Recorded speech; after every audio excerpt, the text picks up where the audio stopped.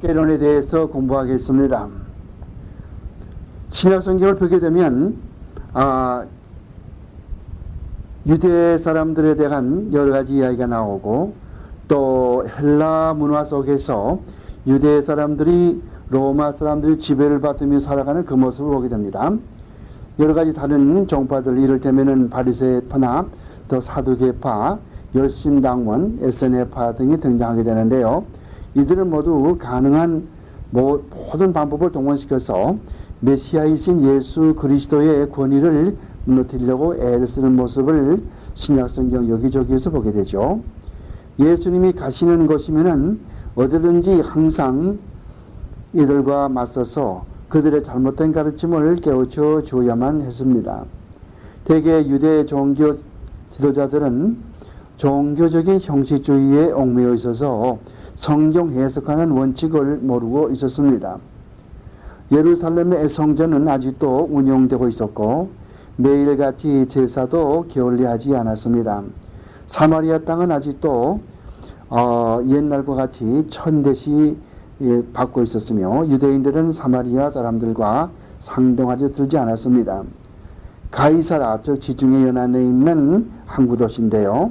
이 가이사라는 로마 총독부가 있어서 백성들이 폭동을 일으키지 않을까 하여 항상 가장 예리한 눈으로 감시하면서 유대인들을 다스리고 있었습니다. 신약시대에는 적어도 네 나라 말이 통용되고 있었는데 히브리 말, 헬라 말, 라틴어 그리고 아람어들이 그 네 나라 말이었죠.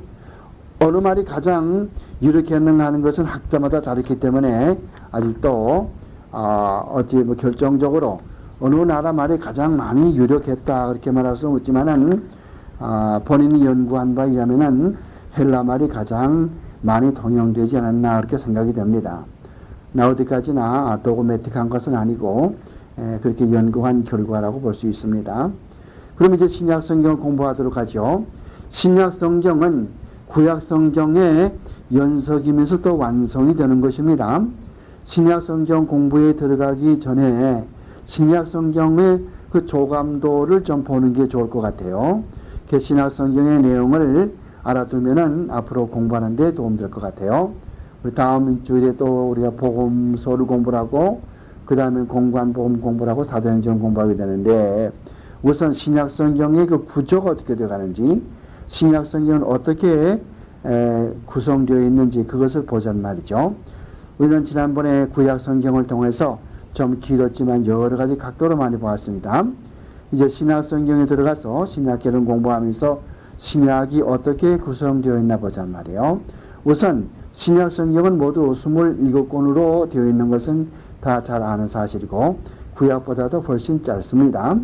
맨 처음에 나오는 4권은 복음서라고 해서 이 중에서 처음에 나오는 3권, 즉 마태복음, 마가복음, 누가복음은 특히 공관복음이라고 불리워지게 되는데요. 그 이유는 이 3권의 책이 모두 공통적으로 예수님의 이 세상에서의 생애와 가르침을 다루고 있기 때문인 것입니다. 그래서 영어에서는 Synoptic Gospel, SYA라고 하는 말은 공통적으로 혹은 같이 그 말이고, 옵틱이라는 말은 본다는 말이죠. 그러니까 같은 각도에서 본다는 말입니다. 그러므로 공통적인, 즉 예수 그리스도의 이 땅에서의 생애 그리고 가르침, 사역 이런 것들을 주로 다루고 있는 것이 공관복음입니다. 예수께서 그의 제자들 사이에서 말씀하신 그 비유라든가 또 예수님께서 행하신 기적들이 이 공관복음에 많이 들어 있습니다. 예수님의 사역은 원래 갈릴리 지방에서 시작해가지고 갈릴리로부터 점점 남쪽으로 내려가면서 결국 예루살렘으로 입성하여 예루살렘에서 잡히셔서 십자가에 돌아가시고 부활하시며 또 감람산에서 승천하시게 되죠. 성경학자들 간에는 제4복음서라고 해도 잘 알려진 이 요한복음은 전혀 다른 범주에 속한다고 말을 하고 있고, 또 우리가 믿어야 되겠죠. 요한복음을 보면은 요한복음은 공관복음과 달라서 예수님의 신성을 나타내주고 있습니다. 공관복음에서는 예수님의 신성도 나타내주지만은 주로 포커스가, 주로 중점이 예수님의 이 땅에서의 생애 그리고 가르침. 요한복음에 들어가면은 예수님의 생애와 예수님의 사역보다도 예수님이 바로 하나님이시고 바로 하나님의 아들이시라고 하는 예수님의 신성, deity, divinity 이런 것에 중점을 두고 있는 것을 볼 수 있습니다. 사복음서 다음에 나오는 것은 사도행전이죠. 사도행전은 신약 교회가 탄생하는 것과 바울이라는 사람을 통해서 또 베드로라고 하는 사람을 통해서 이 두 사람 인물을 통해서 전 세계로 복음이 전파되어 가는 그런 모습을 알려주는 책이 사도행전입니다. 초대교회에 두 사람의 기둥이 있는데 한 사람은 이방인의 선교사로 이방인을 중점으로 가르친 분이 계십니다. 그분이 바로 사도 바울이고 반면에 할례당 즉 유대 사람에게 말씀을 전했던 사람이 있는데 이 사람이 베드로죠. 그리고 초대교회 두 사람의 기둥 바울은 이방인들의 선교사고 베드로는 유대인들의 선교사. 이 두 사람의 활동을 통해서 주로 이 복음이 만방에 전파되는 모습이 사도행전에 기록됐단 말입니다. 사도행전은 예수님께서 부활한 지 50일, 승천한 지는 열흘 만에 내린 그 성령 강림으로부터 시작되는 것입니다. 이것을 오순절이라 부르는 것은 참 그 의의가 있습니다. 왜 그런 거니? 예수님이 부활하시고 나서 50일 만에 되어진 일이기 때문에 오순절이라고 부르는 것이죠. 그 사도행전은 하나님의 은혜로 복음이 어떻게 사도행전 13장부터 시작해서 점점 저 세 번에 걸친 이 사도 바울의 전도 여행을 통해서 전 세계 소아시아에 복음이 전파되는가 그것을 가르쳐주고 있어요. 물론 이 복음이 전파되는 데는 우리 먼저 시간에 본 대로 신약의 배경사에서 본 대로 70인역이라고 하는 즉 히브리 성경을 헬라말로 번역한 그 70인역과 또 알렉산더 대왕이 전 세계를 헬라말로 다 통용시킨 그러므로 말해서 온 세상이 다 헬라어를 아니까 그래서 헬라어 성경을 가지고 헬라말로 전도하니까 더 급속히 빨리 복음이 많이 전파됐을 거란 말이에요. 그 사도 바울은 신약의 27권 가운데서 13개의 편지를 기록했는데요. 그 편지들이 사도행전 다음에 나오는 그 바울의 편지들이죠. 그러면은 맨 처음 바울의 가장 걸작이며 또 중요한 편지라고 볼 수 있는 또 구원의 도리를 가르쳐주는 로마인서가 나오게 되죠. 많은 사람들은 로마서 그러지만은 사실 원문에서 보면은 로마인서라고 해야 말이 맞습니다. 그래서 프로스 로마노이스, 프로스라는 말은 누구누구 향하여 영어의 toward 혹은 또 to, 로마노이스라는 말은 역격, 누구누구에게 그러므로 로마 사람들에게 그래야 그 번역이 맞는 것인데 불구하고 일본 사람들은 잘못 번역됐어요. 일본 사람들은 로마 그 사람들에게 그렇게 그 번역이 되어 있지만은 우리말 성경에는 그냥 로마서 이렇게 되어 있습니다. 뭐 별 큰 것은 아닙니다만은 원문이 로마인서라고 해야 맞는다. 그것을 말하는 것 뿐입니다. 그 로마서부터 가장 그 적은 한 장밖에 안 되는 짧은 편지가 있는데 그것이 빌레몬서거든요. 그래서 로마서부터 시작해서 빌레몬서에 이르기까지 그 13개의 편지를 바울 서신이라 그렇게 말하는 것입니다. 바울 썼다고 해가지고 그래서 폴린 에피스라고 그래요. 폴린 에피스라고 영어로 이야기하는 것입니다. 바울 서신은 다시 그것을 분류하게 되면은 옥중 서신 또 목회 서신 이런 것으로 이런 것들이 그 속에 들어있단 말이에요. 바울이 쓴 13개 편지 가운데 목회 서신 3개와 옥중 서신 3개가 들어있단 말입니다. 이거는 우리가 좀 알면 좋겠죠. 바울이 로마 그런 황제에게 항소하기 위해서 가이사라에서 배를 타고서 로마에 건너가서 로마의 어떤 집에 연금된 상태에 있을 때에 4개의 편지를 기록했는데 그것이 에베소서와 골로새서와 빌립보서와 빌레몬서. 다시 한번 말씀드립니다. 에베소서, 골로새서, 빌립보서 그리고 빌레몬서 이 4개의 편지를 옥중에서 기록했다. 그래서 prison epistles 그래서 옥중 서신이라 이렇게 말합니다. 바울은 또한 특히 젊은 목사 디모데와 젊은 목사 디도 이 두 사람을 이용해서 세계의 중요한 교회를 목회하는 법을 가르쳐주는 편지를 기록했는데 이것이 바로 디모데전서, 디모데후서 그리고 디도서, 디모데전서, 디모데후서, 디도서 이 세 편지는 목회자였던 디모데 목사와 디도 목사를 위해서 이 편지를 기록한 것이지만 즉 교회에서 어떻게 인사행정하고 어떻게 교회를 다스려 나가고 어떻게 목회하고 이런 것들을 주로 다루고 있는 것이 이 목회서신이죠. 그렇지만 디모데나 디도에게만 해당되는 것은 아니고 원래는 그 두 사람을 위해서 썼지만은 오늘 우리 모든 성도들에게 다 그 말씀이 적용되고 해당되는 것입니다. 그 바울 서신 다음에 오른 것은 일반 서신이라고 하는 것입니다. 일반 서신. 그래서 general epistle이라고 하고 또 어떤 때는 공동 서신이라고 그래요. 공동 서신. 공동 서신이니까 Catholic epistle이라고 그러죠. Catholic epistle이라고 말하기도 하고 또는 general epistle이라고 말하기도 하고 이런 것들이 오게 되죠. 8개가 나오는 거예요.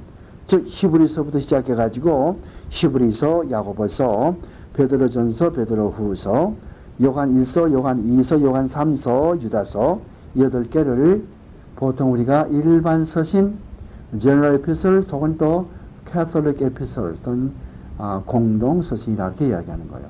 왜 일반 서신이라고 그러냐 하면은 다 바울의 편지 쓴 것 가운데서 바울은 대개 어떻게 편지를 쓰냐 하면은 어느 어디 누구에게 혹은 또 어디에게 이렇게 목적지를 향해서 개인적으로 그 목적지를 쓴단 말이에요.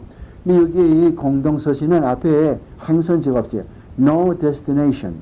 누구한테 간다 그런 말이 없어요. 그러니까 여기에 나오는 공동서신들은 모두 어떤 일정한 사람에게 가는 것이 아니고 모든 독자들에게 다 해당되는 말이거든요. 그래서 이것을 일반 서신이라 그렇게 이야기하는 것을 아시면 되겠습니다. 우리가 이제 우리 그 공동서신까지 이야기를 했습니다. 끝으로 맨 성경 뒤에 붙어 있는 책이 있단 말이에요. 그것이 뭡니까? 요한계시록이죠. 이거는 아포칼립틱스라고 그러죠. 아포칼립틱 북 또는 아포칼립시스라고 하기도 하고 명사로는 아포칼립시스, 형용사로 아포칼립틱 북 이렇게 말하기도 하고 혹은 레벨레이션이라고 말하기도 하고 요한계시록이란 말이에요. 사도 요한이 다른 제자들은 다 일찍 죽었지만은 하나님께서 예수님께서 사도 요한만큼은 오래 살다가 그냥 그대로 순교당하지 않고 그렇게 죽게 만들었어요. 왜 그랬냐면 하나님께서는 예수께서 목적이 있단 말이에요. 왜? 요한계시록을 기록하시게 하기 위해서 사도 요한은 그냥 오래 살도록 자연사 natural death 그냥 늙어 죽도록 그렇게 하나님께서 인도했단 말이에요. 그래서 우리가 요한복음 21장 말씀 보면은 그래서 베드로가 하는 소리가 예수님께서 베드로에게 하는 말이 베드로야 내가 젊어서는 띠를 띠고서 내가 원하는 곳으로 가지만은 늙어서는 남이 내게 띠를 띠우고 내가 원치 아니하는 곳으로 너를 인도하리라 그렇게 말을 했단 말이에요. 그 성경 말씀 보면은 요한복음 21장에 그런 말이 나온 다음에 그 뒤에 보면은 무슨 말이 나오냐면은 이는 베드로가 어떠한 죽음을 죽을 것인가를 예수님께서 말씀하신 것이라 그렇게 나와 있거든요. 그러니까 나중에 가서는 사람들이 널 잡아서 결국은 죽일 것이라 그 말 아니겠습니까? 그러니까 베드로가 뭐라고 그래요? 주님께 묻기를 주님이 나는 그렇게 죽겠지만은 여기에 있는 요한은 어떻게 되겠습니까? 그 주님이 뭐라고 말합니까? 요한복음 21장 맨 끝에 가서 볼 거거든요. 그 요한은 그대로 얼마 동안 내버려 둔다 한들 내게 무슨 상관이냐? 너는 나를 따르라. 그런 말을 했거든요. 그러므로 예수님께서 사도 요한은 일부러 죽이지 않고 순교당하지 않도록 하시고 마지막에 이제 그 반모섬이라고 하는 그런 것으로 유배되어 갔는데 이 기독교를 반대하는 박해하는 사람들에게 잡혀서 반못이라고 하는 것은 여러분들 그 소아시아 보면은 소아시아 지금 터키죠. 터키에 보면은 거기에 터키와 저기 발칸반도 중간에 에게 해협에 터키에 가까운 바다 중간쯤에 그런 섬이 조그만 그 섬이 있어요. 이게 반모 섬이거든요. 여기 나온 것은 여기에서 아무것도 먹을 것이 없으니 굶어 죽으라고, 굶어 죽이려고 거기다 놨지만 하나님께서는 그날 거기에 그 사도 요한에게 앞으로 장차 이루어질 이 세상의 종말, 인간의 종말, 하늘나라에서 이루어질 그런 계시를 보여줬잖아요. 그것이 뭡니까? 그것이 요한계시록이거든요. 요한계시록 보면은 이 세상의 종말이 어떻게 오고 사람이 죽음으로 어떻게 되는 것이고, 또 지금 많은 사람들이 지금 신앙을 지키지 않는데 신앙을 지키지 않으면은 어떻게 될 것이고, 마지막에 왜 사람들이 신앙을 떠날 것이고, 이런 것들을 쭉 가르쳐 준 것이 요한계시록이라고 하는 22장으로 되어 있는 그런 말이란 말이에요. 요한계시록도 맨 끝에 가서 보면은 22장 맨 끝인데, 맨 끝에 절 18절 19절 거기 가서 보면은 이 예언의 말씀이 또 보태지도 말고 또 빼지도 말라. 더 보태면은 하늘나라의 생명수, 생명나무죠. 거기에 참여하는 것을 제해버리고, 만약에 더 할 것 같으면은 이 성경책에 기록되어 있는 모든 재앙들, 그런 재앙을 다 너에게 더하리라. 플레이그 말이요. 그 플레이그를 다 더한단 말이죠. 그러므로 이제는 성경이 완성되어 있기 때문에 더 이상 계시가 오지 않기 때문에 더 이상 이 성경에다가서 이제는 더 이상 보태지도 말란 말이에요. 또 성경 기록되어 있는 거 빼지도 말란 말이죠. 그러면서 그 다음에 이제 20절에 가서는 주 예수여 오시옵소서 마라나타. 그래가지고서 요한계시록 22장이 끝난단 말이죠. 요한계시록이 이렇게 되어 있단 말이에요. 그래서 이 요한계시록은 성경의 마지막 책이란 말이에요. 성경의 맨 마지막 책이라고 해서 결코 그것이 덜 중요한 것이 아니고 다른 책과 똑같단 말이에요. 성경의 모든 책은 비록 1장으로 되어 있거나 맨 앞에 나오거나 맨 뒤에 나오거나 상관없이 똑같은 권위를 가지고 있어요. 자, 그러면 이제 우리 세 번째 들어가서 신약 성경이 언제 기록되었는가 그걸 보자 말입니다. 신약 성경에 기록된 연대를 보자 말이에요. 신약 성경이 원래 기록된 것이 언제일까?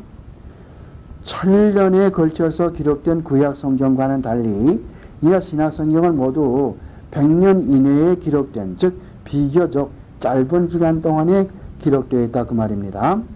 가장 오래된 신약 성경은 주 50년 전에 기록된 데살로니가 전서가 제일 먼저 기록되었고 제일 오래된 성경이죠. 왜 데살로니가 전서가 맨 먼저 기록되었을까? 그 이유는 간단해요. 데살로니가 전서 보면은 그 취지가 뭡니까? 그 대지가 뭐죠? 그 theme, 주제가 뭡니까? 예수님의 재림이거든요. 이 사도 바울이 데살로니가에서 목회하다가 저 발칸반도 밑에 그게 아테네로 내려갔는데, 아테네로 내려가서 한 말 들어보니까 이 데살로니가 교회 교인들이 막 동요한단 말이에요. 왜 동요하냐 하면은 바울 선생이 늘 설교할 때 보니까 예수님께서 영광의 구름을 타고 오신다고 그랬는데, 정말 주님이 이제 정말 재림이 다가왔는가 보다. 그러니까 사람들이 뭐 일도 안 하고 그냥 그저 하늘만 쳐다보고 주님이 언제 오시는가 보고 뭐 그렇게 한단 말이요. 그렇게 하니까 이 사도 바울이 그런 게 아니고 너들 항상 매일 그저 예수님이 오시건 안 오시건 간에 매일과 똑같이 정상적으로 일을 하고 그렇게 하다 하나님 예수님께서 오시면 맞이하는 것이지, 그 예수님이 오신다고 해가지고 일도 안 하고 그렇게 하면 안 된다. 그런 걸 나타내주기 위해서 이 데살로니가 전서 썼거든요. 근데 이제 많은 사람들이 뭐 데살로니가 교회에서 많은 신자가 죽어나가고 또 같은 신자가 다 이렇게 시름 앓고 이렇게 하니까 안 되겠다. 그래서 예수님의 재림의 성격이 어떤 것인가?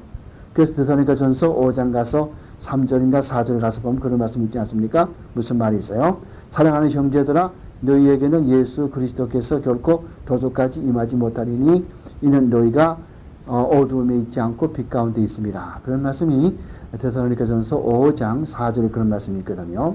그러면서 그 위에 올라가서 보면 4장 끝에 가서 보면은 주 예수 그리스도께서 천사장의 호령과 하나님의 나팔 소리를 치니 강림하리니, 이제 죽은 사람들이 먼저 일어나고 너희도 하나님 앞에 들려 공중에서 주를 영접하리라. 그런 말씀이 있거든요. 그런 거로 이 사람들아 다 슬퍼하지 말고 항상 주의 일에 더욱더 힘쓰는 자가 되라. 그 말하잖아요. 그래서 주 재림 문제 때문에 복잡해지고 시끌벅글해지고 이렇게 하니까 이 바울이 맨 먼저 기록한 것이 데살로니가전서 기록했단 말이에요. 기원 50년도에. 그 제일 먼저 기록한 거예요. 물론 제일 나중에 기록한 것은 뭔가? 제일 나중에 기록한 것은 사도 바울이 로마의 감옥에 두 번째 갇혀 두 번째 옥살이 할 때 로마의 감옥에 갇혀서 멀리 지금 소아시아 터키죠. 터키에 거기에서 목회하고 있는 디모데에게 편지하는 세컨드 티모시 디모데 후서, 그것이 사도 바울의 마지막 편지죠. 그걸 끝마치고서 그걸 기록하고서 사도 바울은 며칠 안 있다가서 로마 성 밖에서 순교당했단 말이에요. 그래서 그러면 기록 연대가 구약은 1000년이지만 신약은 100년 내다 끝냈단 말이에요. 가장 맨 처음에 기록되어 가장 오래된 신약 성경은 데살로니가 전서다. 그리고 신약 성경 가운데 맨 마지막 기록된 것은 디모데 후서라, 그 말씀드렸고요. 마가복음은 주님께서 십자가에 달리기 17년 전인 주 50년 이전에 기록되었다는 그런 말도 있습니다. 그래서 데살로니가 전서와 마가복음이 거의 같은 때에 기록됐다. 근데 어느 것이 먼저니 하는 것은 많은 학자들이 이 데살로니가 전서가 먼저 기록됐다지만 요즘에 또 와서는 마가복음이 먼저 기록됐다 그렇게 말하는 사람도 있어요. 왜 그렇게 주장하냐 하면은 그 근거가 7Q5라고 하는 거, 7Q5. 우리가 먼저 성서 고고학 시간에 배웠습니다만은 7Q5가 뭔가 하니 Q자는 쿰란이라는 뜻이고 쿰란의 Q자고, 7이란 말은 the seventh cave, 7번째 동굴이라는 말이고, 5라는 말은 the document number 5. 그러니까 7번째, 쿰란에 가면은 동굴이 한 20개가 넘거든요. 그 중에서 7번째 동굴 속에서 발견된 5번째 문헌, 그것을 7Q5라 이렇게 고고학적으로 나타내 준단 말이에요. 일련 그것이 하나의 ID 넘버죠. 이것이 무엇을 쓴 것인가 하면은 마가복음 6장 52절과 53절을 기록한 것인데, 이 파피루스에 기록했죠. 이 파피루스는 조금만 만지면 전부 부스러지거든요. 하도 오래된 것이기 때문에 이것을 정밀하게 아주 잘 간수해 가지고서 이걸 연구해 본 결과 이것이 언제 복사된 것인가 하면은 기원 50년경에 복사된 것이다. 그러면 원본은 그보다 더 일찍이 쓰여질 것이 아니겠는가? 일찍이 쓰여졌기 때문에 그것을 보고 베낀 사본이 50년대라면은 그 오리지널 원본은 그 전이 아니겠는가? 그래서 많은 사람은 마가복음이 이 데살로니가 전서보다 먼저 기록된 것이 아닌가? 그렇게 말하는 사람도 있다는 거예요. 7Q5가 고고학적으로 굉장히 중요한 그런 비중을 차지하는 것입니다. 그 다음에 우리가 이제 또 뭐를 이제 보냐 하면은 사도행전 1장에 기록된 것처럼 예수님이 하늘로 들리고 올라가실 때 그 말씀하시기를 성령이 너에게 임하시면 너희가 권능 얻어서 권능을 받고 나의 증인이 되는 말이 있단 말이에요. 그래서 예루살렘과 유다와 사마리아와 땅끝까지는 증인이 되라 그랬단 말이에요. 그런데 그 증인이 되라는 말을 우리가 좀 잘 새겨둘 필요가 있어요. 증인이 되라. 이 말은 예수님은 이 말을 헬라어로 말했거든요. 그런데 헬라어에서 증인이 된다는 말은 순교한다는 뜻을 가지고 있어요. 그래서 마르토레오. 그 마르토레는 영어의 마터와 비슷하잖아요. 발음이 영어의 마터라고 하는 순교자라고 하는 그런 그 단어가 헬라말 마르토레오 그것에서 나왔단 말이에요. 그러니까 예수님께서 마르토레이스 이렇게 말했단 말이에요. 너희들은 증인이 되리라 이렇게 말했지만은 그 말은 결국은 순교하기까지 증인이 되라 그 뜻이란 말이에요. 그러니까 우리말 성경에서 그냥 증인이 되리라 이렇게 말했지만 그것은 정확한 번역이 아니고 죽기까지 순교하기까지 증인이 되라 그것이 정확한 번역이란 말이죠. 그런 의미로 들었던 예수님께서 승천하실 때에 이 유대와 사마리아와 땅끝까지 이르러서 순교하기까지 내 증인이 되리라. 그런 말을 헬라말로 들었던 모든 이 제자들은 사도 요한을 빼놓고는 모두가 다 순교당했단 말이에요. 도마도 인도에 가서 순교를 당했어요. 인도에 가면은 지금도 도마가 인도에 가 복음 전하다 가서 거기에서 돌에 맞아 죽은 그곳에서 큰 그 인도에서 제일 큰 기독교 교회가 거기에 서 있어요. 인도 남부에 말이죠. 그런 거로 거기까지 갔고, 베드로도 역시 로마성에 갇혀 있다가서 탈옥해 가지고 도망치다가서 부활하신 예수님이 로마성으로 걸어오시는데 만나 가지고서 베드로가 말하기를 쿠오 바디스 도미네, 쿠오 바디스 도미네. 도미네라는 말은 주여, 쿠오 어디로, 바디스 당신이 가시나이까, 주여 어디로 가시나이까. 그렇게 말할 때 예수님께서는 너를 위해 다시 십자가에 못 박히기 위해서 로마성에 들어간다. 그렇게 말할 때 이 베드로가 양심의 찔림을 받아서 다시 로마성 들어가서 자수해 가지고서 다시 감옥에 들어갔다가서 얼마 후에 십자가를 거꾸로, 예수님은 십자가를 바로 졌는데 내가 어떻게 십자가를 바로 질 수 있냐, 나는 거꾸로 지겠다. 그래서 거꾸로 십자가를 지고 죽었다고 하는 그런 일화가 있지 않습니까? 그래서 모든 사람이 다 순교당했단 말입니다. 그러므로 신약 성경은 모두 기원 후 50년대부터 시작해서 기원 후 90년, 요한계시록이죠. 그것이 90년대에 기록되었단 말이에요. 신약의 어느 부분이 기원 후 90년 이후에 기록되었다고 주장하는 사람이 있다면은 그 사람은 이거 아무런 그렇게 주장할 수 있는 학적인 근거도 가지지 않고 공연히 자기 혼자 그렇게 억측하는, 하나의 추측하는 그런 것에 불과한 것이고, 신약 성경은 어떤 부분이라도 기원 후 90년대를 넘어가질 않아요. 그러니까 50년대부터 90년 그 사이에 다 기록되어 있단 말이에요. 그 다음에 이제 네 번째 가서는 신약 성경의 권위를 보자 말입니다. 신약 성경을 믿을 수가 있냐 이 말이에요. 신약 성경에 어떤 그 권위를 가지나 그 말입니다. 다시 말하면 신약 성경이 그 권위 있다는 것을 어떻게 우리가 알 수 있느냐 그 말이에요. 신약 성경에 권위 있다는 것은 베드로후서 1장 21절 읽어보면은 하나님께서 이 말씀하시기를 뭐라고 말씀하시는 거 아니, 베드로후서 1장 21절에 하나님의 택한 백성들이, 하나님의 사람들이 하나님께 받아서 감동으로 기록되었다. 그런 말씀이 이 베드로후서 1장 21절에 있거든요. 그러니까 성경 기록한 사람들은 45명이 넘는데 무려 1500년에 걸쳐서 기록되었고, 신약 성경만 이제 한 100년에 걸쳐서 되었고, 구약 성경은 뭐 굉장히 오래 걸렸거든요. 근데 성경 기록한 모든 기록자들은 하나님께 받아서, 하나님의 감동을 받아서 기록한 것이지 제멋대로 기록한 것이 아니란 말이에요. 또한 디모데 후서 3장 16절 말씀 보면은 모든 성경은 하나님의 감동을 된 것으로, 그래서 우리를 의로 교육하고 또 책망하고 바르게 함에 유익하다 이렇게 말했으니까 하나님께서 입김을 불어넣어서 이 말씀을 기록했단 말이에요. 그러므로 이 성경은 믿음을 하다, 그렇게 우리가 결론을 지을 수가 있단 말입니다.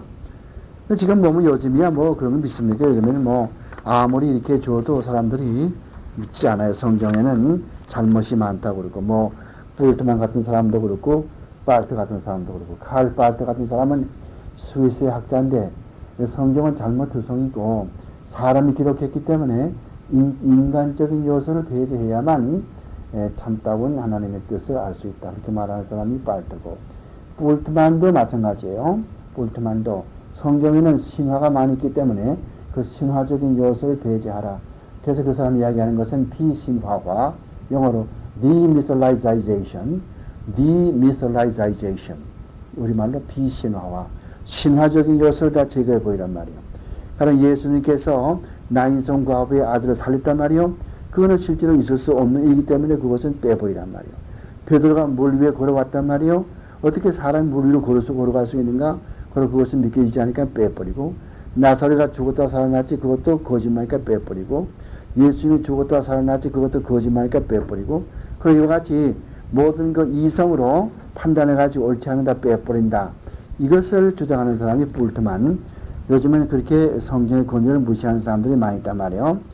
성경이 감동으로 되었다고 말할 때에 우리는 그 원본을 일컬어 하는 말이지 그 번역판이나 복사판을 이야기하는 것이 아니에요. 우리가 성경은 절대 무효하다 할 때는 infallible, 그리고 뭐 inerrant 이렇게 말할 때 조금도 잘못이 없고, 그리고 정확하고 무효하다 말할 때에 원본에서만 그렇단 말이에요. 번역판에는 잘못 번역할 수가 있고 또 복사하는, 필사하는, 카피하는 과정에서도 잘못할 수가 있단 말입니다. 그러면 우리가 이것을 어떻게 해석하는가? 지금 우리가 원본이 어디에 있어요? 원본이 없지 않아요. 원본이 없으면은 그 우리가 가지고 있는 성경을 믿을 수 없는 것이냐? 그런 것이 아니란 말이에요. 웨스트민스터 신앙 고백서에서 이야기하는 것처럼 우리가 이 필사하는 과정에서, 복사하는 과정에서 말이요, 조금씩 잘못 복사할 수가 있어요. 같은 것을 두 번 쓸 수도 있고, 또 한 번 한자 빠질 수도 있고, 한 구절 빠질 수도 있고, 그렇단 말이에요. 그때 뭐 기계로 복사하는 것이 아니고, 가피가 있던 것도 아니고, 인쇄기가 있는 것도 아니고, 사람이 손으로 복사하는데, 손으로 복사하다 보면 잘못될 수가 있단 말이에요. 그러나 이것은 다른데, 성경 다른 것에 더 밝히 나타나 있는 것을 향해서 그걸 비춰봐 해석하기 때문에 결국 전체적으로 하나님의 구원의 메시지를 아는 데는 그런 것이 있게 되면은 우리가 어떻게 이것을 고치는가 그 말이에요. 그래서 성경에 다른 것에 밝히 나타나 있는 그것을 보고 안다는 말이죠. 그렇기 때문에 성경에 보면은 같은 대목이, 같은 내용이 여기에도 있고 저기에도 있고 저게 많이 나온단 말이에요. 예를 들면은 열왕기상에도 나오고 시편에도 나오게 되고 역대상에도 나오게 되고 나온단 말이죠. 가만 생각해 보면은 왜 똑같은 내용이 성경에 두 번, 세 번 나오게 될까? 그렇지만 하나님께서는 이런 것을 통해서 하나님의 옳은 말씀을 밝히 깨달는데 도움되도록끔 그렇게 하시는 거예요. 옛날 프린스턴 신학교에 브루스 M. 메스카 박사가 계셔. 지금도 계시지만은 지금 나이가 80이 훨씬 넘었죠. 브루스 M. 메스카 박사가 계셨는데 그분이 생각하기를 성경에 한 번 나오는 것으로 족하지 같은 내용이 두 번 나오게 하지 말자. 두 번 나오지 않게 하기 위해서는 한 번만 나오는 거 남겨두고 나머지 반복되는 건 다 삭제해버리자. 딜리트 해버리자 말이에요. 삭제하자 말이에요. 그래가지고 성경 새로 썼거든요. 그 다시 만든 성경이 뭡니까? Reader's Digest 바이블이거든요. 그것이 맨 처음에는 인기가 있었지만 지금은 인기가 없지 않습니까? 그건 잘못이에요, 그분이. 왜 하나님께서 같은 대목을 여러 번 나오게 만들었겠어요? 같은 내용을 여러 번 기록되게 만들었겠어요? 성경을 성경으로 비교하여 연구하도록끔. 어떤 구절이 잘 모르겠거든? 또 좀 빠진 것 같으면은, 좀 이상할 것 같으면은, 다른 곳에서 밝히 드러나 있는 것을 보고서 해석한단 말이에요. 이거 굉장히 중요한 성경적인 원리죠. 그러므로 성경 해석할 때는 어떻게 성경하십니까? 성경 자신이 성경 해석한단 말이에요. 그래서 let the scripture interpret the scripture. 그래서 라틴 말로 sola scripturae, scripturae interpret란 말이에요. scriptura 성경은 scripturae by the scripture interpret, it being interpreted. The scripture is interpreted by scripture 그 말이에요. 성경은 성경으로 해석한단 말이에요. 우리가 아셔야 되겠죠. 그러면 이제 다섯 번째 가서는 우리가 성경의 정경 공부하자는 말이에요. 정경. 신약의 정경은 모두 오늘 우리가 가지고 있는 것처럼 27권이죠. 그러나 초대교회에서는 도마복음이라고 하는 거 이런 것이 있었거든요. 도마복음. 그런 것 같은 이상야릇한 그런 기록들이 많았는데요. 도마복음은 정경과는 아주 거리가 멀고 아주 반대되는 교리를 가르치는 순전히 영지주의적인 복음서가 도마복음이란 말이에요. 그래서 Gospel according to Thomas. 지금도 어떤 교파에서는 그걸 쓰고 있어요. 그렇지만 그 내용은 성경과는 달라요. 그걸 뭐라고 그러면은 뱀을 숭상하라고 그랬고, 뱀을 경배하라고 그랬고, 성경에 우리가 성경 보면은 뱀은 사탄의 상징이거든요. 우리가 어떻게 뱀을 숭상합니까? 도마복음 믿는 사람들은, 영지주를 믿는 사람들은 지금도 뱀을 숭상하고 뱀을 목에다 걸고 다니고 이거 많이 하지 않습니까? 이게 잘못된 거예요. 그래서 이 도마복음 같은 그런 복음이 있었단 말이에요. 그렇지만은 이 성경이 맨 처음 만들어졌을 때에 우리가 그런 얘기 많이 듣는단 말이에요. 어떻게 했을까? 뭐 책상 위에다 뭐 카드를 써놓고서 요거는 진짜 저거는 가짜 이렇게 골라냈겠는가? 또는 어떤 무슨 교회 무슨 목사들이 이렇게 모여가지고서 그렇게 했겠는가? 그건 아니란 말이에요. 기원 1세기에는 여러 가지 그 성경들과 비슷한 것들이 많이 있었거든요. 많이 있었어요. 그런데 이 많은 우리가 가지고 있는 27권 성경 말고도 많은 것이 있었단 말이에요. 근데 어떻게 그러면 이것은 성경이고 저것은 성경 아니고 어떻게 알았나고 말이에요.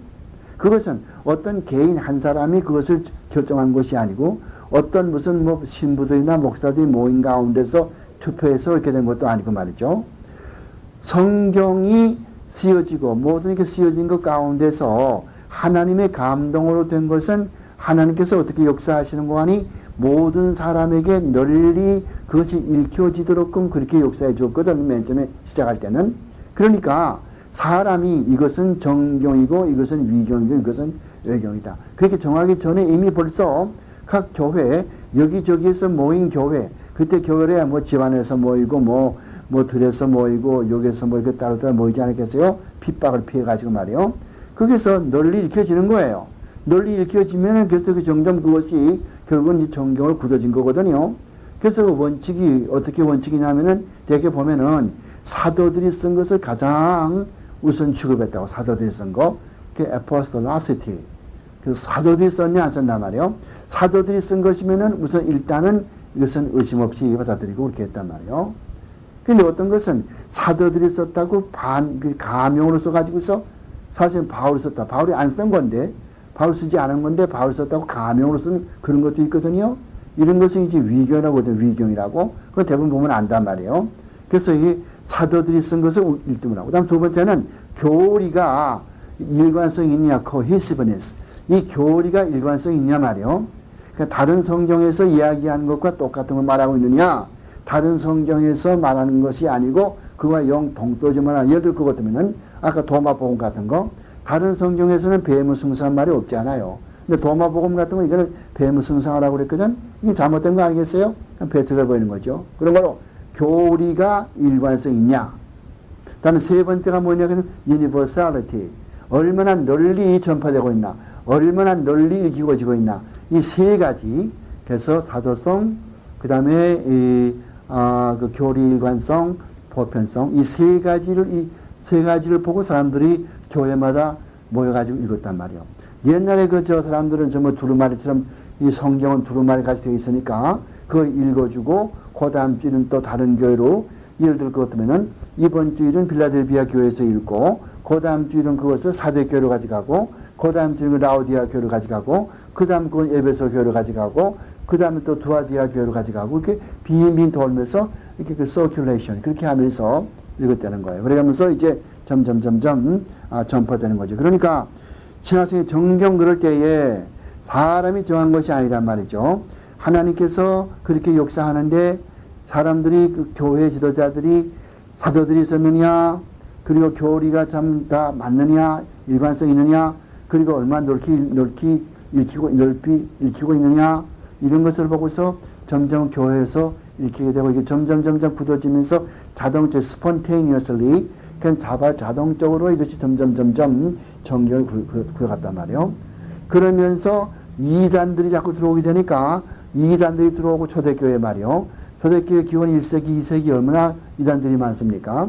이단들이 들어오게 되니까 빨리 우리가 어느 것이 진짜요 가짜인데 이것을 빨리 알아야 되겠다. 그래서 점점 그것을 이제 각 교회에서 그걸 결정하게 되는 것이죠. 어떤 사람이 정하는 것이 아니고. 근데 성경 우리가 기록을 보면은 367년 AD 367년에 지금 그 지도를 보게 되면 아프리카에 꼭대기에 보면은 거기에 카이로가 있고 카이로 옆에 보면은 카이로 왼쪽에 보면은 항구 도시가 있어요. 그것이 이제 알렉산드리아 항구인데 그 알렉산드리아 항구 거기에서 목회를 보고 있던 아다나시우스 영어로는 에스더네시우스라고 그래요. 에스더네시우스 우리말로는 아다나시우스라고 그래요. 아다나시우스라고 하는 사람이 자기 목회하는 교인들에게 부활절 때 편지를 돌린 것이 있어요. 지금도 그렇게 하지 않습니까? 어떤 목사가 목회하면은 그 교인들에게 부활절 때 편지 보내지 않아요. 부활의 주님께서 여러분의 가정에 축복 주시기 바랍니다. 편지 보내지 않아요.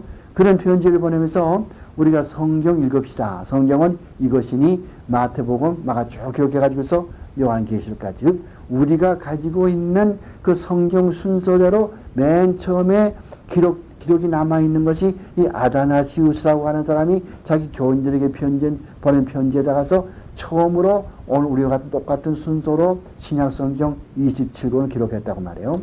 그렇다고 해서 아다나시우스가 그것을 결정한 것이 아니고 이미 벌써 아다나시우스가 이 편지를 보내기 전에 벌써 이 27권은 정경으로 인정돼서 널리 교회들 간에 사용되고 있었다. 입증되는 거 아니겠어요? 물론 나중에 이제 396년인가 7년에 가서 또 이제 갈라고 종교회의에서 이제는 우리가 이것을 다 모든 교회들이 이것을 쓰고 있으니까 우리가 지금 정경으로 다시 고치자. 정경으로 정하자. 그래가지고 갈라고 종교회의에서 그것을 이제 못을 바뀌는 바같습니다만은 어쨌든 간에 이 정경 문제 참으로 중요한 것입니다. 그 다음에 이제 이 27권이 모두가 다 처음서부터 인정받은 것은 아니고 어떤 것은 맨 처음에는 의심했단 말이에요. 사람들이 받기를. 히브리서 같은 거. 왜 그런 거 아니?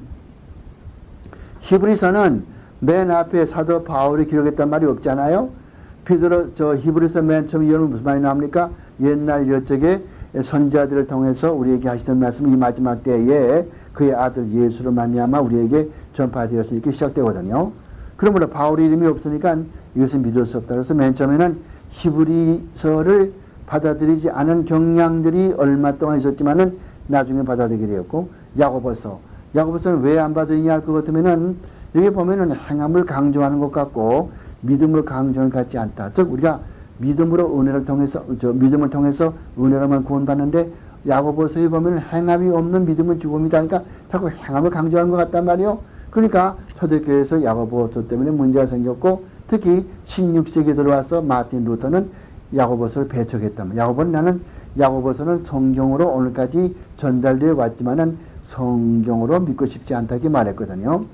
나중에 그런 이제 마틴 루터는 회개하고 다시 나중에 야고보서를 받아들였지만 맨 처음에는 야고보서를 인정하지 않았단 말이에요. 왜 그랬어요? 똑같은 이유란 말이에요. 행함을 강조하는 것 같아. 그레이스가 아니고 work. 행함을 강조하는 것 같단 말이에요. 그래서 맨 처음에 이제 그렇게 했던 걸 볼 수 있어요. 난 베드로 후서는 왜 또 하는가? 베드로 전서와 베드로 후서는 우리말 성경 보고는 알지 못해나 원어 헬라어 성경 보게 되면은 베드로 전서는 아주 문체가 상당히 쉬워요. 아주 이지 스타일. 그러나 이쪽에 베드로 후서에 갈 것 같으면 상당히 컴플렉스하단 말이에요. 복잡하단 말이에요. 문체가 복잡해요. 문체가 복잡하다는 무슨 말인 거 아니? 어려운 단어들을 사용하고 그리고 그 복문이 많단 말이에요. 복문이라는 것은 이제 hypertactic sentence라고 해가지고 종속절 있고 주절 있고 subordinate clause, main clause 그런 것이 많이 나온단 말이에요. 뭘 했기 때문에 뭐뭐 한다. 베드로 전서는 그런 것이 아니고 어떻게 한다 쭉 나가지만은 그렇게 해서 이제 그 중문들이 많이 나오지만은 그래서 그렇게 문체가 다르기 때문에 베드로 후서는 베드로가 기록할 수 없었다. 그렇게 의심하는 사람들이 있었지만은 나중에는 그 이제 이레네우스 같은 사람이 있어요. 초대교회 이레네우스 같은 사람 그렇게 유명한 학자지만 이레네우스가 그렇게 맨 처음에는 의심했지만 나중엔 다 받아들이게 됐다고 말해요. 그러니까 모든 성경이 동시에 받아진 것이 아니에요. 27권이 동시에 똑같이 받아진 것이 아니고 점점 이제 이야기한 대로 쓰여지면서 점점 널리 쓰여지고 어떤 건 조금 쓰여져 있고 널리 쓰여져 있고 그렇게 하다 결국은 27권으로 그렇게 정착이 됐다고 말이죠. 자, 그런데 이 야고보서에 대해서 그러나 다시 생각해 보자 말이에요. 행함이 없는 믿음이 잘못된 것인가? 행함이 없는 믿음은 죽음이다. 그거 잘못된 겁니까? 아니란 말이에요. 어떤 사람이 믿음을 가지고 있으면은 자기가 믿음을 가지고 있다는 걸 남에게 어떻게 가르쳐 줍니까? 어떻게 보여줍니까? 내가 믿음을 가지고 있다 생각하면은 내가 다른 사람에게 남에게 내가 믿음이 있다고 하는 걸 어떻게 보여줘요? 보여줄 도리가 없잖아요. 입으로만 난 믿음 가지고 있다 아무리 말해보란 말이에요. 오늘 되게 그러잖아요. 아마 요새 퍼센테이지는 모르지만 하여간 굉장히 많은 사람이 입으로는 주님을 신한단 말이에요. 행동도 안 하자고 말이죠. 그렇잖아요. 그게 무슨 믿음이 있는 거예요. 그러니까 믿음이 있다는 것 같으면은 크리스천의 생활을 살란 말이에요. 진짜 그리스도인의 생활을 바로 사는 거예요. 그리스도인의 생활을 사는 건 뭐예요, 결국은? 그건 결국 신앙생활은 뭡니까? 행동 아닙니까? 행위 아니에요. 그렇다면 잘못된 거에 아무것도 없지 않아요? 근데 이제 우리가 이런 걸 모르기 때문에 우리가 동전 보면은 동전 한쪽에는 링컨 메모리얼 그림이 있고 그 뒤에 보면 링컨 대통령의 그림이 있고 그렇잖아요. 그렇지만 동전 한 개란 말이에요. 플립 오버하면 그 장의 사진, 또 플립 오버하면 여기는 또 무슨 거 마니먼트 그돼 있잖아요. 그 마찬가지로 신앙이라고 하는 것도 한쪽에 보면은 하나님의 은혜가 들어있지만은 그 뒤에 보면은 하나님의 은혜 받은 사람은 신앙으로 행동을 하며 살아가거든요. 행동은 아무것도 안 하고 믿음 생활은 아무것도 안 하고 신앙생활은 아무것도 안 하고 나 예수 믿으면 말 안 된단 말이에요. 그런 것은 요한복음 14장에서 잘 꼬집잖아요. 요한복음 14장 15절, 21절, 23절 가서 보면은 하나님께로 난 자, 하나님을 사랑하는 자는 어떻게 한다고? 하나님을 사랑하는 자는 그의 계명을 지키나니 너희가 계명을 지키지 아니하면 나를 사랑하지 않음이라. 분명히 적혀 있지 않습니까? 또 요한 3서 10절도 그런 말씀이 있잖아요. 우리가 하나님을 사랑하면 그의 계명을 지킨단 말이에요. 그러니까 그건 우리가 못할 것이 아무것도 없단 말이에요. 히브리서의 저자를 바울이라고 생각하지 않는 사람들이 많거든요. 그 이유는 아까 말했지. 그 바울이 다른 편지처럼 맨 앞에 바울이 썼다는 말이 안 나오기 때문에 그렇단 말이에요. 다른 모든 편지에는 바울은 나 주 예수 그리스도의 사도된 나 바울은 이렇게 말한단 말이에요. 근데 히브리서는 그런 말이 없어요. 그럼 누가 썼는가? 많은 학자들이 아볼로가 썼다. 어떤 학자들은 또 필로가 썼다. Philo, 필로. 영어로는 파일러래. 파일러. 우리말로는 필로라고 그러고. 아폴로, Apollo, 아폴로. 이 사람이 아폴로와 필로 두 사람은 전부 유대 사람이면서도 헬라말에 능통한 사람이고 히브리서는 능통한 헬라말로 기록됐거든요. 히브리서를 헬라말로 보게 되면 굉장히 유식한 사람이 쓴 게 분명하단 말이에요. 누가 썼겠는가? 그래서 많은 사람은 바울의 이름은 나오지 않으니까 바울이 안 썼을 것이고 누가 썼겠는가? 그 당시 쟁쟁한 이런 신학자들은 아볼로와 빌로 두 사람밖에 있느냐? 그럼 두 사람 가운데 어느 하나 썼겠다. 그렇게 말하는 것이 요즘 사람들의 이야기하는 것입니다. 베드로 후서는 아까 이야기한 문체 때문에 문제가 있다고 이렇게 말씀을 드렸습니다. 이런 논쟁은 얼마든지 지속되었으나 결국 기원후 397년에 열린 그 종교회의, 카타고 종교회의죠. 거기서 27권이 모두 정경으로 인정을 받게 됐는데 여기에서 결정한 것이 아니에요. 결정했다고 말하지 않았어요. 인정했단 말이에요. ratification, ratify, 혹은 또 recognize 그 뜻이란 말이에요. 그 전에 벌써 이와 같은 27권이 다 벌써 교회에서 인정되어서 각 교회에서 사용되고 있었다. 그것을 우리가 볼 수 있단 말입니다. 기원 397년 전에도 신약 성경이 다 전부가 오늘과 똑같은 그런 모습으로 형성되어 있었다는 충분한 증거가 있단 말이에요. 예를 들어 본다면 기원 367년에 아까 말했죠. 알렉산드리아에 목회하던 아다나시우스가 교인들에게 보내는 부활절 편지에서 벌써 이미 27권의 신약 성경의 목록을 지금 우리가 가지고 있는 것과 똑같은 그런 목록으로 기록됐단 말이에요. 우리가 고고학적인 발견을 보면은 아다나시우스의 이 부활절 편지에서 비로소 처음으로 신약 성경의 목록, 오늘 또 우리가 똑같은 그런 순서로 그런 목록 기록된 것은 이 아다나시우스가 처음으로 보인단 말입니다. 그러니까 그 전에 벌써 이미 이런 신약 성경이 27권이 다 결정되었던 걸 볼 수 있죠. 일반적으로 그런 정경을 결정하는 그 세 가지의 원칙이 있어서 각 교회마다 이러한 원칙을 지키면서 그 교회에서 정경을 나름대로 결정했단 말이에요. 그 교회에서 사도가 쓴 것, 그 다음에 교리의 일관성, 그리고 보편성 아까 말했지 않습니까? 그런 것으로 보단 말이에요. 그 성경의 저자가 누구냐? 누가 성경을 썼느냐? 물론 바울이 기록을 했고 마가, 마태, 요한나 있습니다만은 궁극적으로는 누가 감동을 줘서 기록하게 만들었습니까? 사람이 human author, 사람들이 기록을 했지만은 그 사람들은 자기 뜻대로 자기 멋대로 기록한 것이 아니고 그 뒤에 하나님께서 감동을 주셔가지고 하나님께서 감동을 줘서 하나님의 뜻대로 기록하도록 하셨거든요. 이것이 유기적인 영감설이거든요. 유기적인 영감설이 뭡니까? 유기적인 영감설이라고 하는 것은 기계적인 영감설과 정반대예요. 기계적 영감설, mechanical inspiration은 무슨 말인고 하니, 그냥 하나님께서 이것 써라, 저것 써라, 저것 써라. 내가 너는 그런 무슨, 습관, 무슨 너의 학식, 문화, 이건 다 빼놓고 그냥 한 대로 쓰라. 가 하면 가짜 쓰고, 나 하면 나짜 쓰고, 그렇게 기록됐다고 믿는 것이 기계적 영감설이에요. 만약 기계적인 영감설이 맞다고 생각하면은 모수 있는 것이 왜 에스더서와 이 이사야서 간에 그렇게 문체가 다릅습니까? 왜 누가복음하고 요한복음의 차이가 다릅습니까?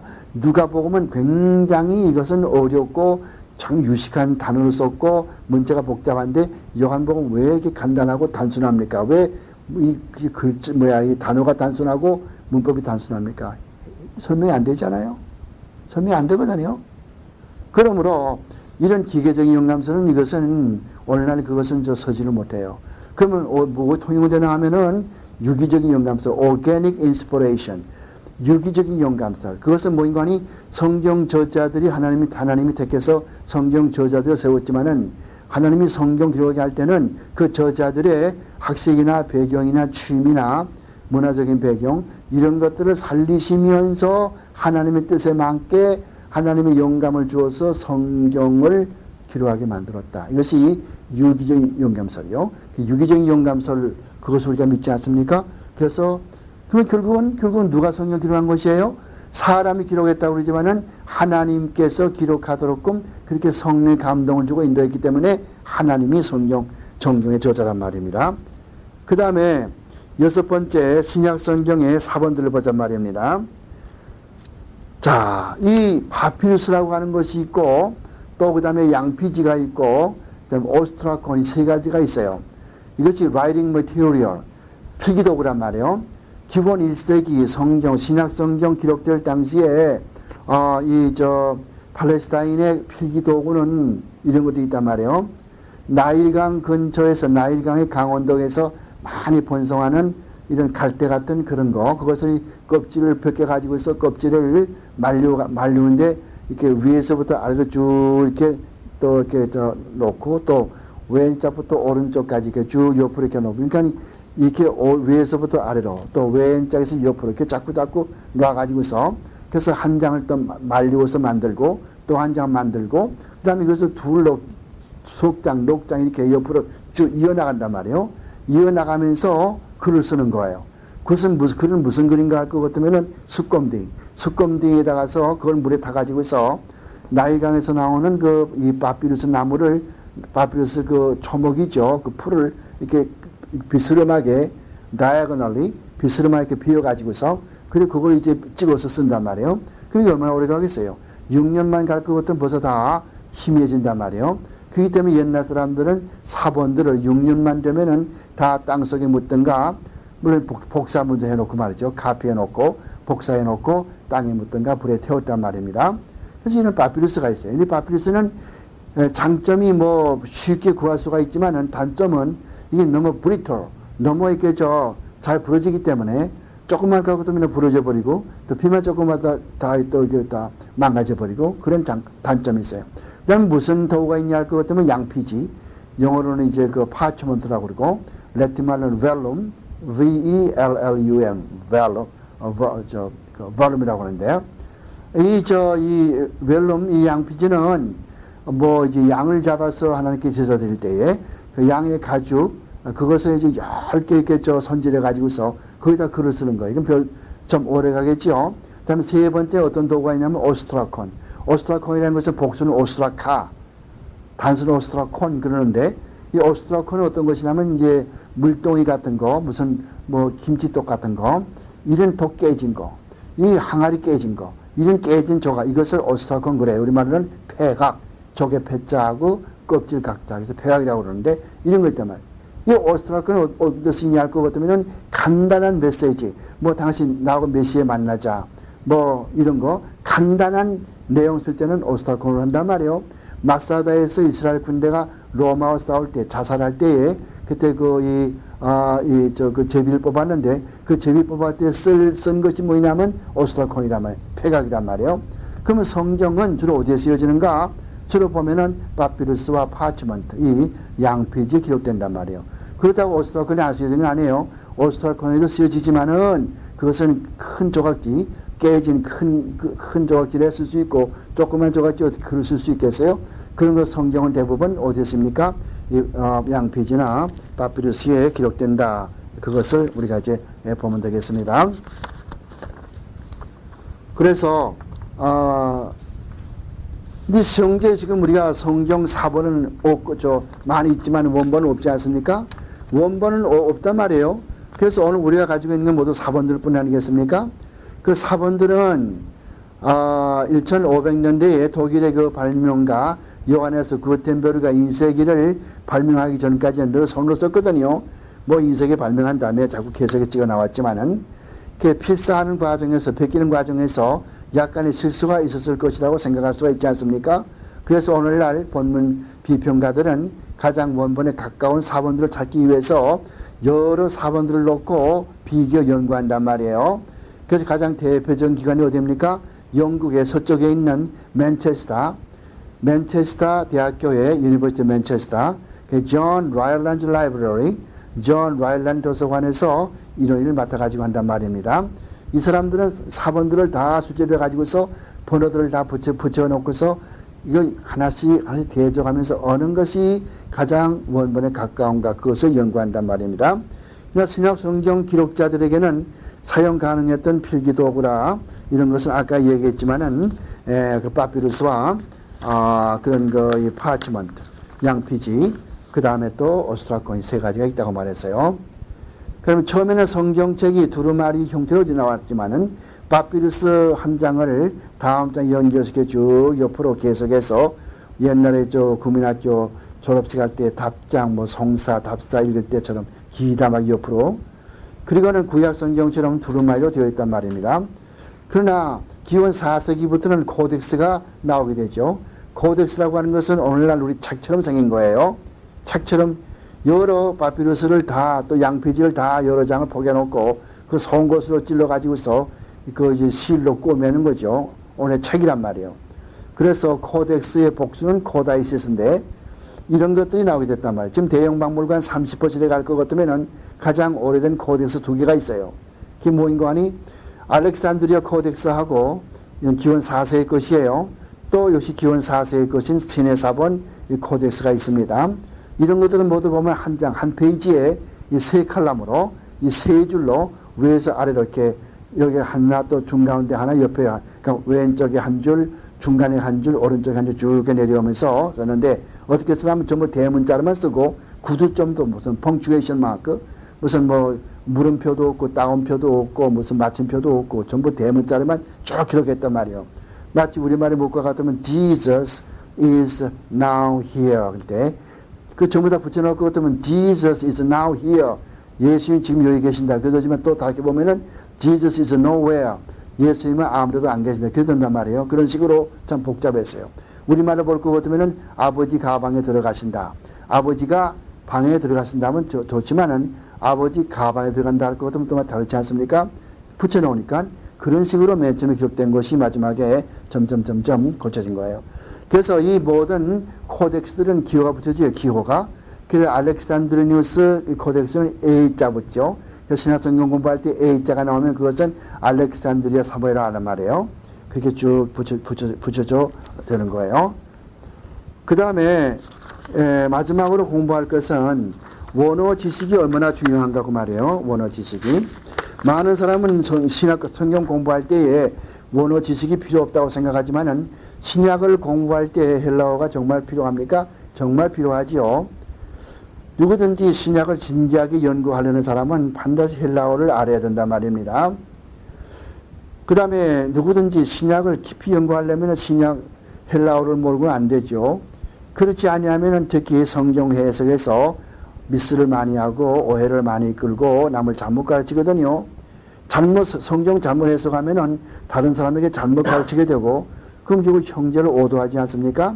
그 마태복음 18장 말씀 보면은 형제를 오도하면은 큰 연잣돌을 목에 달고 죽으라고 말했거든요. 무서워요. 그럼 성경을 바로 해석해야 되는데 성경 바로 해석하려면은 이단 집단이나 밀교 이런 것에 빠지지 않으려면은 헬라어를 알아서 정확히 알아야 된다. 참 좋은 예는 요한일서 3장 9절 말씀 보세요. 요한일서 3장 9절 말씀 볼 것 같으면은 하나님께 난 자마다 죄를 짓지 아니하는 이 말은 요즘 많은 사람이 이야기하는 것처럼 예수 믿는 사람은 도무지 죄를 짓지 않는다 그 말이 아니고 하나님께 난 자는 죄를 상습적으로 짓지 아니한다. 이게 정확한 번역이거든요. 그 완료형 시제가 그런 뜻을 가지고 있어요. 그래서 완료형 시제 가지고 있기 때문에 완료형 시제를 썼기 때문에 헬라 말에서 하나님께 난 자는 결코 상습적으로 같은 죄를 반복해 짓지 않는다. 그 뜻이란 말이에요. 또 에베소 2장 8절도 마찬가지요. 우리가 하나님의 은혜에 의해서 믿음을 통해서 하나님의 구원을 받았는데 구원받았다는 말이 완료형 시제이므로 과거의 은혜, 과거의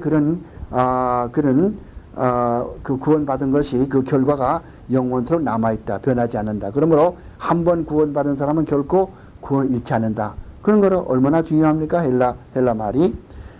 이런 것을 우리가 볼 수가 있습니다. 그래서 평신도들도 약간의 헬라어를 알아야 되고요. 사역자, 목사들이나 사역자는 반드시 헬라어와 히브리어를 알지 못하면은 사역하면 안 되죠. 왜냐하면은 성경을 잘못 해석하면은 다른 사람을 오도하기 때문에 사역자들과 목사들은 반드시 헬라어와 이 히브리어를 반드시 자유로 사용할 수 있을 만큼 실력이 있어야 된다. 이렇게 말해볼 수 있습니다. 오늘은 신약 성경을 들어가면서 신약 개론에 대해서 공부했습니다.